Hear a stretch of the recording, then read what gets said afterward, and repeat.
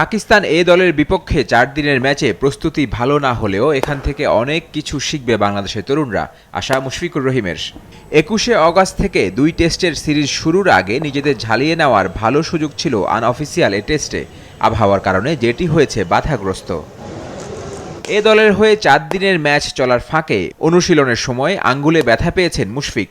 তবে দ্রুতই সেরে ওঠার প্রত্যাশা টেস্ট ক্রিকেটে বাংলাদেশের হয়ে সবচেয়ে বেশি রান করা এই ব্যাটারের।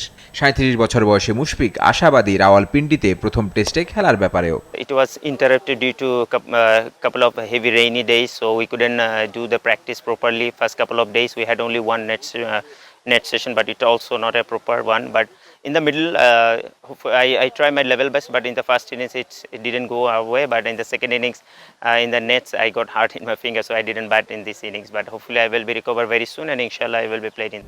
বিসিবির এক ভিডিও বার্তায় পাকিস্তান এ দলের প্রশংসা করে মুশফিক জানান, বাংলাদেশ এ দলে থাকা তরুণরা এখান থেকে শিখছে।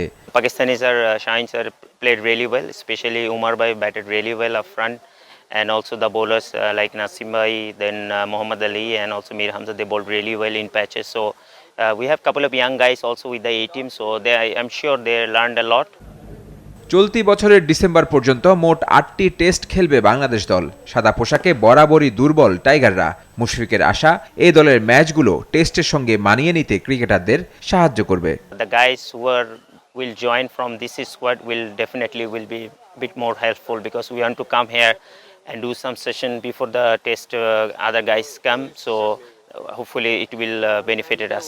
Facilities also quite great. Hopefully the boys will learn from this, and also we will be benefited in the upcoming test matches as well. মুশফিকের আঙ্গুলের চোট বেশি না হলেও একই ম্যাচে কুঁচকির চোট পাওয়ায় টেস্ট সিরিজ থেকে ছিটকে গেছেন ওপেনার মাহমুদুল হাসান জয়। বদলি হিসেবে কাকে নেওয়া হবে তা এখনও জানায়নি বিসিবি।